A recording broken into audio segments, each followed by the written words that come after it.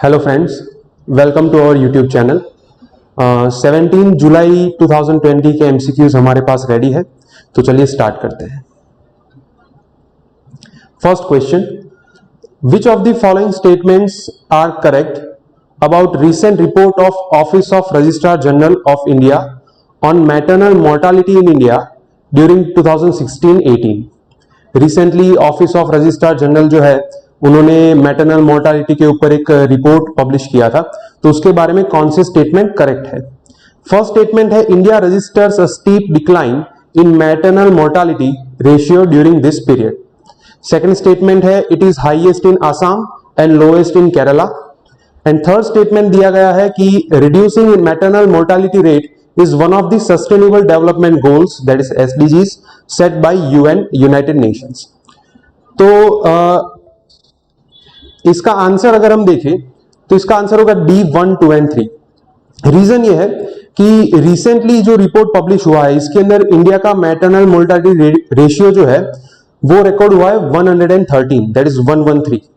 अगर हम पिछले अनाउंसमेंट्स की बात करें तो उसके अंदर 2007-9 के अंदर इंडिया का मैटरनल मोर्टालिटी रेशियो था 212, दैट इज 212।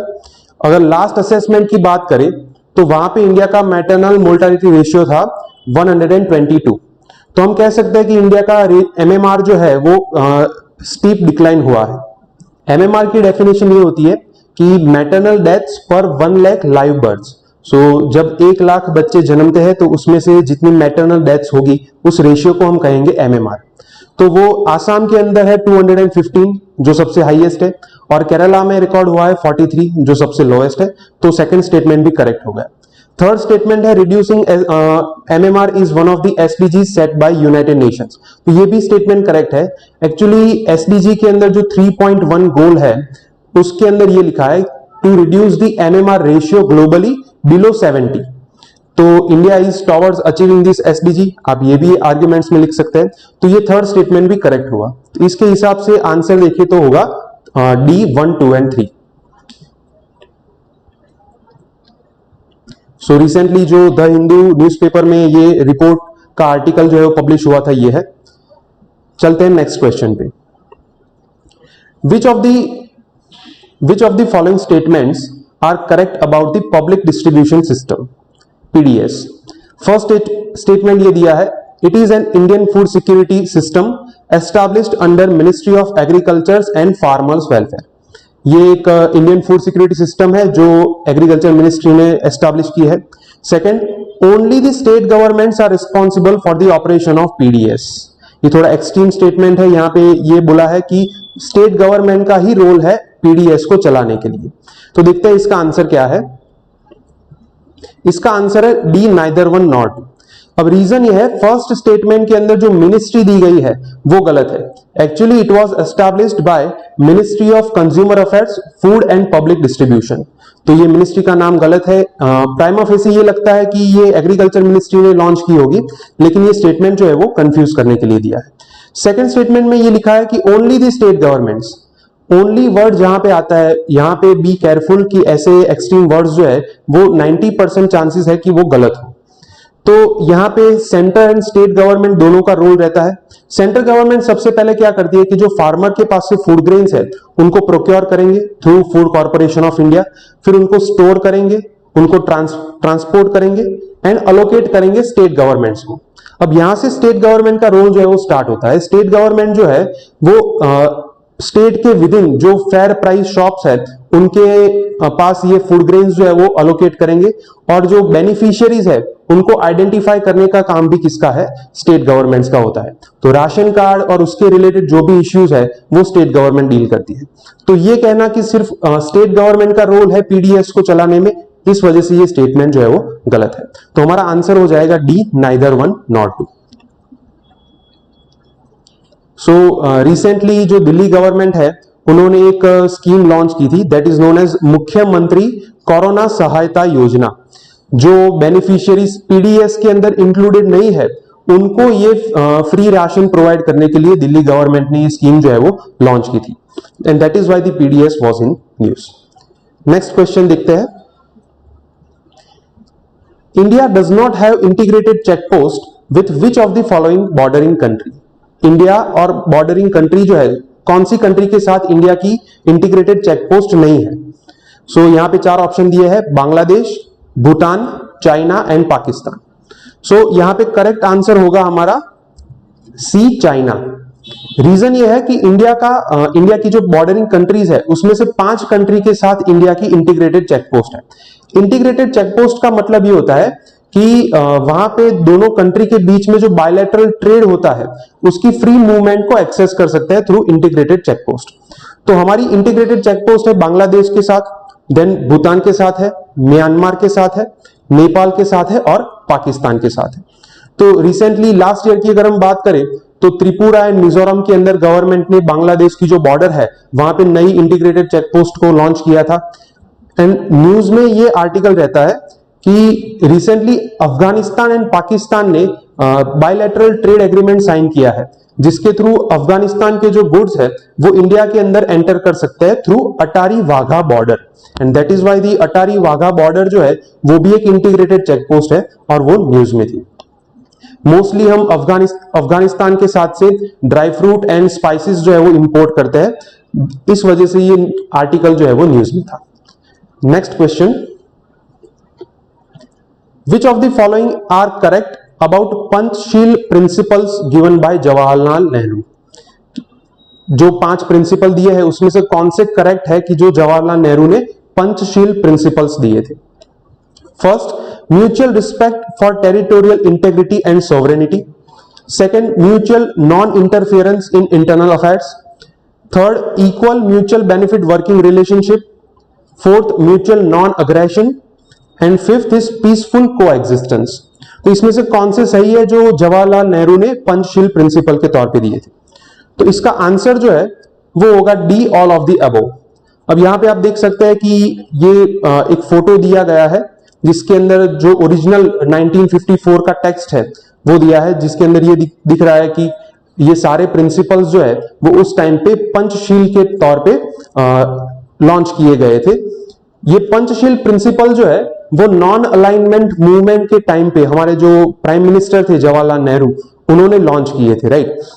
अब उस टाइम पे पूरी दुनिया जो है वो कोल्ड वॉर एरा में bipolar, either on the side of USA, either on the side of Russia. तो ऐसे टाइम पे हमारे प्राइम मिनिस्टर जो है उन्होंने न्यूट्रलिटी को प्रमोट करने के लिए नॉन अलाइनमेंट मूवमेंट जो है वो स्टार्ट की थी।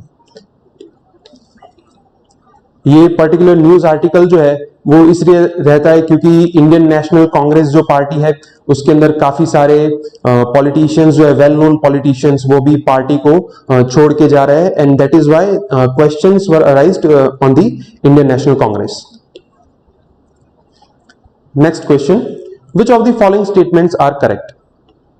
The ancient city of Constantinople was conquered by Ottoman Sultan. जो कॉन्स्टेंटिनोपल सिटी है उसको ऑटोमन सुल्तान ने कंकर किया था। And the second statement, victory of Constantinople is also seen as a foundation for a new beginning in Indian history. अब Constantinople को अगर कंकर किया था ऑटोमन सुल्तान ने तो क्या इसकी वजह से इंडियन हिस्ट्री के अंदर कोई टर्निंग पॉइंट आया था, ये कहा गया है यहाँ पे। तो इसका आंसर जो है वो होगा सी, बोथ 1 and 2। पहला स्टेटमेंट इसलिए सही है क्योंकि ऑटोमन सुल्तान का नाम है मेहमेद सेकंड, जिन्होंने ये कॉन्स्टेंटिनोपल को जीता था उस टाइम पे।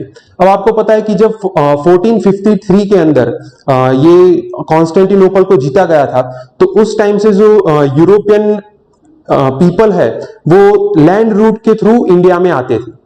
अब अगर मान लो कि उन्होंने कॉन्स्टेंटिनोपल को जीत लिया है तो they were not allowed to use the land route to enter into India. तो इस वजह से यूरोपियन पीपल को एक नया सी रूट खोजने की जरूरत पड़ी। And that is why it is known as a turning point and a foundation in the beginning of new Indian history. So इसका आंसर होगा सी, बोथ 1 and 2। पर्टिकुलरली ये क्वेश्चन इस वजह से पूछा गया है कि आपको पता है कि रिसेंटली जो हैगिया सोफिया है उसको वहां की जो गवर्नमेंट है उन्होंने मॉस्क डिक्लेयर किया था। अब उस टाइम पे ये एक चर्च था लेकिन जब उसको जीता गया तो ये क्रिश्चियन साइट जो है उसको मॉस्क में कन्वर्ट किया गया था। फिर उसके बाद वहां की गवर्नमेंट ने उसको म्यूजियम में कन्वर्ट किया था, and recently the Turkish government has converted the site into a mosque. Next question, which of the following statements are incorrect about the Krishna river? यहां पे आपको इनकरेक्ट पूछा है।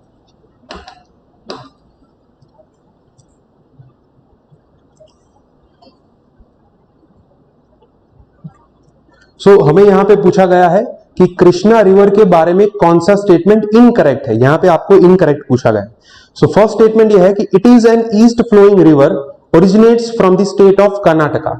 ये ईस्ट फ्लोइंग रिवर है, flows from west to east, और वो Karnataka state से ओरिजिन होती है।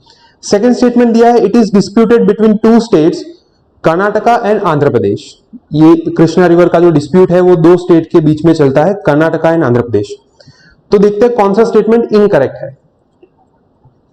दोनों स्टेटमेंट जो है वो इनकरेक्ट है।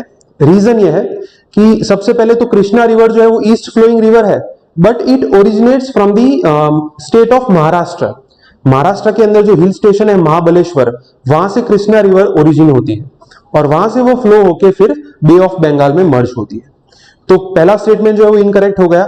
Second statement, it is disputed between two states, ये गलत है, क्योंकि ये डिस्प्यूट जो है वो पूरा 4 स्टेट के बीच में चलता है, कर्नाटका, आंध्र प्रदेश, महाराष्ट्र एंड तेलंगाना। तो इस डिस्प्यूट के बारे में मैं आपको एक ब्रीफ आइडिया दे देता हूं। तो जब 2010 के अंदर जो कृष्णा वाटर डिस्प्यूट ट्रिब्यूनल है, उन्होंने अपना जजमेंट दिया था, जो कृष्णा रिवर का वाटर फ्लो है उसको 3 स्टेट में डिवाइड किया था, that is Karnataka, Andhra Pradesh and Maharashtra. फिर 2014 में जब तेलंगाना नया स्टेट बनाया गया, तो उस टाइम पे एक नया डिस्प्यूट जो है वो स्टार्ट हुआ। तो उस डिस्प्यूट के अंदर आंध्र प्रदेश का आर्ग्यूमेंट ये है कि तेलंगाना का जो नया स्टेट बना है, तो चारों स्टेट के बीच में ये जो कृष्णा रिवर का वाटर है उसको फिर से क्लासिफाई करना चाहिए। अब सामने जो कर्नाटका एंड आंध्र प्रदेश है, उनका आर्ग्यूमेंट ये है कि तेलंगाना स्टेट जो है वो आंध्र प्रदेश में से सेपरेट किया गया है, तो कृष्णा रिवर का जो वाटर है वो आंध्र प्रदेश का जो शहर है उसमें से तेलंगाना को मिलना चाहिए, and that is why the river is disputed between this 4 states. तो हमारा आंसर हो जाएगा बोथ 1 एंड 2, दोनों स्टेटमेंट जो है वो इनकरेक्ट है। फिर से ये कृष्णा रिवर डिस्प्यूट जो है वो न्यूज में रहता है, इसलिए ये क्वेश्चन आ सकता है।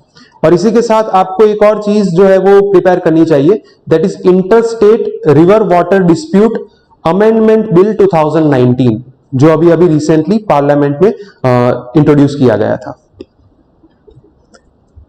Next question, which of the following statements are correct about unlawful activities prevention act UAPA? इसके बारे में कौन से स्टेटमेंट करेक्ट है?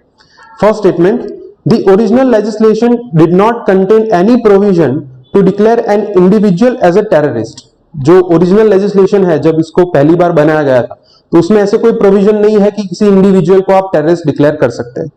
Second statement, the act was amended for the first time in 2019।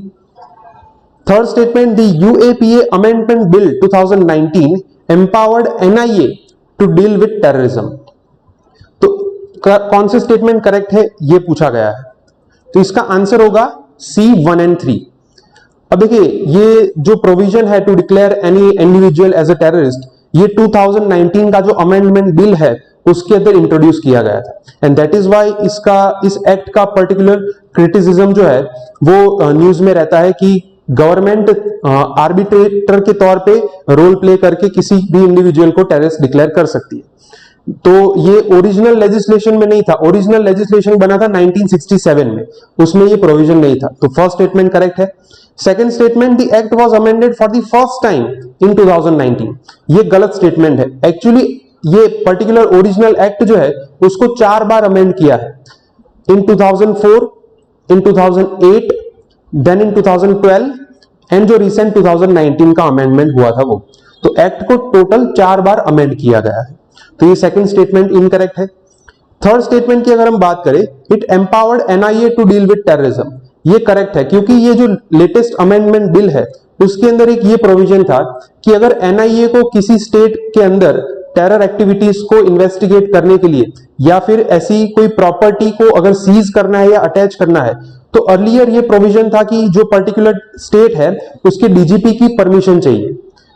Amendment bill के अंदर ये प्रोविजन को चेंज करके the director general of NIA that gives the permission to seize और अटैच एनी प्रॉपर्टी। तो मतलब कि ये एनआईए जो है वो सेंट्रल गवर्नमेंट की अथॉरिटी है, तो स्टेट गवर्नमेंट के पास से अथॉरिटी लेके वो सेंट्रल गवर्नमेंट को ट्रांसफर कर दी, आप ऐसा कह सकते हैं। तो प्रीवियस प्रोविजन जो है उसकी वजह से सेंटर स्टेट के बीच में कंफ्लिक्ट हो सकता है। ऐसे कंफ्लिक्ट को दूर करने के लिए ये पर्टिकुलर अमेंडमेंट जो है वो लाया गया था। तो ये थर्ड स्टेटमेंट जो है वो करेक्ट है। जो अभी मैंने बताया आपको कि यूएपीए जो है उसका मिसयूज करने की वजह से गवर्नमेंट का क्रिटिसिज्म किया जाता है, तो वो न्यूज में रहता है। Next question, which of the following statements are correct about judicial review? Judicial review के बारे में कौन सा स्टेटमेंट करेक्ट है? First statement, it is not a constitutional provision but an invention of Supreme Court of India in Indira Gandhi versus Raj Narayan case. यहां पे ये कहा गया है कि ये ओरिजिनल कॉन्स्टिट्यूशन में नहीं है, बल्कि सुप्रीम कोर्ट ने इसको इन्वेंट किया था in the Indira Gandhi versus Raj Narayan case. Second statement, article 13 of the constitution provides legal grounds for the scope of judicial review. Article 13 के अंदर ऐसे लीगल ग्राउंड्स है जहां पे आप जुडिशियल रिव्यू को यूज कर सकते हैं। पूछा है हमें करेक्ट स्टेटमेंट कौन सा है, तो इसका आंसर होगा बी, सेकेंड ओनली। अब देखिए जुडिशियल रिव्यू जो है, अगर आप ध्यान से दोनों स्टेटमेंट को पढ़ेंगे तो आपको यह पता चल जाएगा कि दोनों में से कोई एक स्टेटमेंट ही करेक्ट हो सकता है। सेकंड स्टेटमेंट में ये लिखा है कि ये कॉन्स्टिट्यूशन के अंदर आर्टिकल में मेंशन किया है, फर्स्ट स्टेटमेंट में कॉन्ट्राडिक्टरी ये लिखा है कि ये कॉन्स्टिट्यूशन में मेंशन नहीं था। तो मतलब दोनों में से कोई एक स्टेटमेंट करेक्ट होने के चांसेस ज्यादा है। अब फर्स्ट स्टेटमेंट इनकरेक्ट इसलिए है क्योंकि article 13 provides legal grounds for the judicial review. उसके अंदर ये मेंशन किया है the state will not make any law that can restrict the fundamental rights generally। तो मतलब कि आर्टिकल 13 वाला स्टेटमेंट जो है वो करेक्ट है। तो फर्स्ट स्टेटमेंट जो है इनकरेक्ट हो गया। एक्चुअली यहां पे जो केस का नाम दिया है इंदिरा गांधी वर्सेस राज नारायण केस, उसके अंदर सुप्रीम कोर्ट ने ये जो जुडिशियल रिव्यू का पार्ट है उसको बेसिक स्ट्रक्चर डिक्लेयर किया था। So the term judicial review was included in the basic structure of the constitution in this case. तो आंसर होगा हमारा बी, सेकंड ओनली। अब रिसेंटली जो राजस्थान में पॉलिटिकल क्राइसिस चल रही है उसकी वजह से ये जुडिशियल रिव्यू जो है वो न्यूज में था।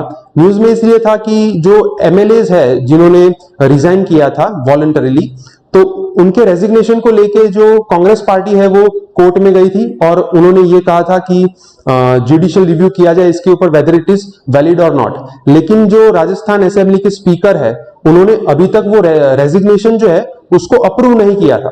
तो जब तक स्पीकर का फाइनल डिसीजन नहीं आ जाता उससे पहले जुडिशियल रिव्यू नहीं किया जाता। ये वहां की हाईकोर्ट जो है उन्होंने स्टेटमेंट दिया था।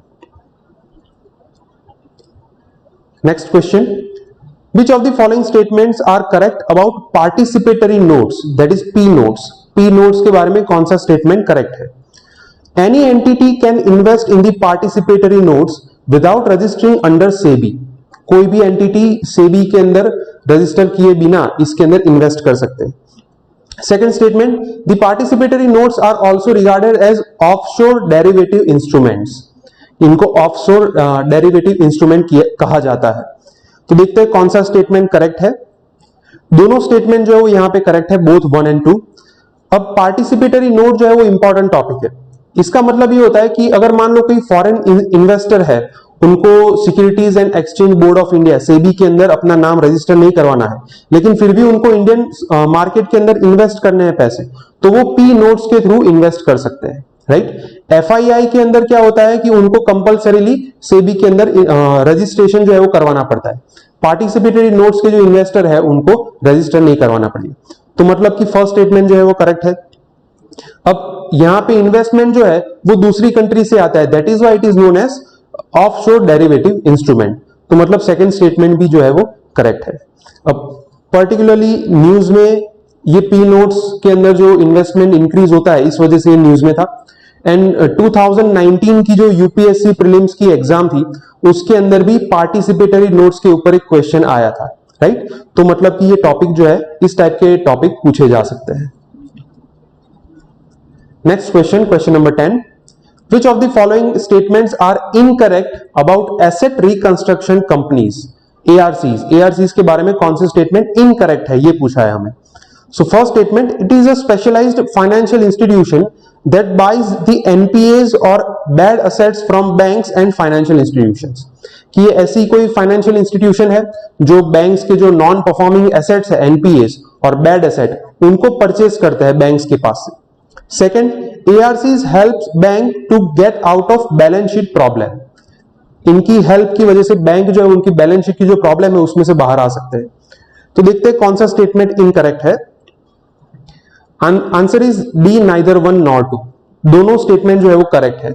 करेक्ट इसलिए है क्योंकि यहां पे जो ARC का डिस्क्रिप्शन दिया है वो करेक्ट है कि बैंक्स की अगर NPA इंक्रीज होती है तो वो NPA को एसेट रिकंस्ट्रक्शन कंपनीज जो है वो परचेज कर लेंगे, राइट. तो ये फर्स्ट स्टेटमेंट जो है वो करेक्ट है. अब इस वजह से बैंक्स की जो बैड एसेट है वो उनके बैलेंस शीट में से कम हो जाएगी. That means it helps banks to get out of the balance sheet problem. Another relating term is twin balance sheet problem.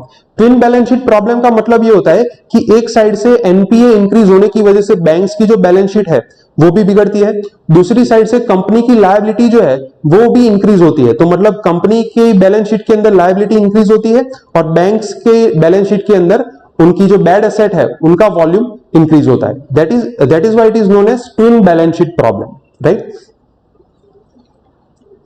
अब ये पर्टिकुलरली इसलिए न्यूज में है क्योंकि RBI ने जो एसेट रिकंस्ट्रक्शन कंपनीज है उनको ये इंस्ट्रक्शन दिए है कि आपको एक फेयर कोड ऑफ कंडक्ट जो है वो फॉलो करना पड़ेगा. क्योंकि रिसेंटली RBI के जो गवर्नर है उन्होंने ये स्टेटमेंट दिया था कि due to frequent lockdowns future में NPAs जो है वो इंक्रीज हो सकते हैं. तो ऐसे NPAs को परचेस करते वक्त जो ARC है उनको एक fair code of conduct follow करना पड़ेगा. ठीक है, ओके फ्रेंड्स. तो अगर आपके और भी कोई डाउट है तो आप कमेंट सेक्शन में लिख सकते हैं. अदरवाइज लाइक एंड हमारी चैनल को आप सब्सक्राइब कर दें. Thank you.